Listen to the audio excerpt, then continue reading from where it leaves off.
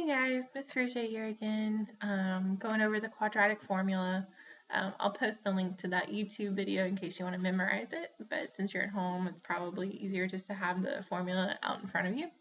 But if you remember, the quadratic formula is negative b plus or minus a square root, b squared minus 4ac all over 2a. If you were given this quadratic equation right here, negative 2x squared plus 7x equals 3, the first thing you want to do is move all of your terms over to the same side so that it's set equal to 0. So we're going to do that here. So negative 2x squared plus 7x, and we're just going to subtract that 3 from this side, the right side, over to the left side. So minus 3 equals 0. Next step you want to do is label your a, b, and c term. Because remember, our standard form for a quadratic equation is ax squared plus bx plus c. Okay, so we want to label those terms so that we can put them in our quadratic formula. So our a term is negative 2, our b term is positive 7, and our c term is negative 3.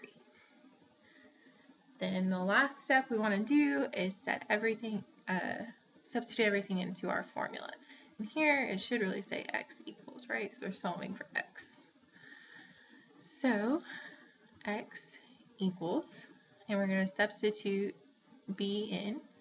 So it should be negative 7 plus or minus the square root, right? Our b term squared, which is 7. So 7 squared minus 4 times our a term, which is negative 2, and our c term, which is negative 3. I'm just going to extend that.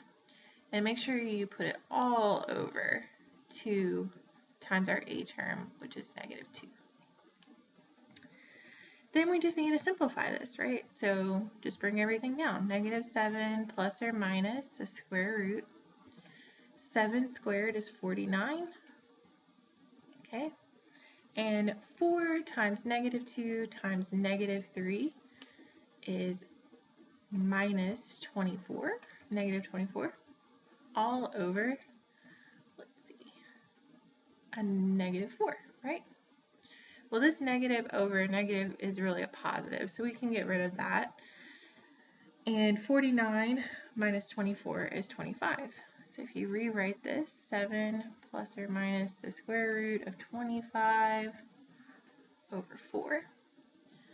Well, we know that the square root of 25 is 5.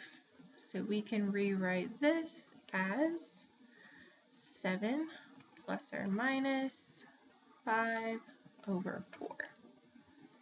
And that would be your answer here. You could also rewrite that if you wanted to say x equals 7 plus 5 over 4, which 7 plus 5 over 4 would give us, what, 3? And x equals 7 minus 5 over 4 would give us 1/2, which these would be your answers. But I'm totally fine if you want to leave it in this form because it's also correct. Let me know if you have questions, but that's kind of the review of the quadratic formula.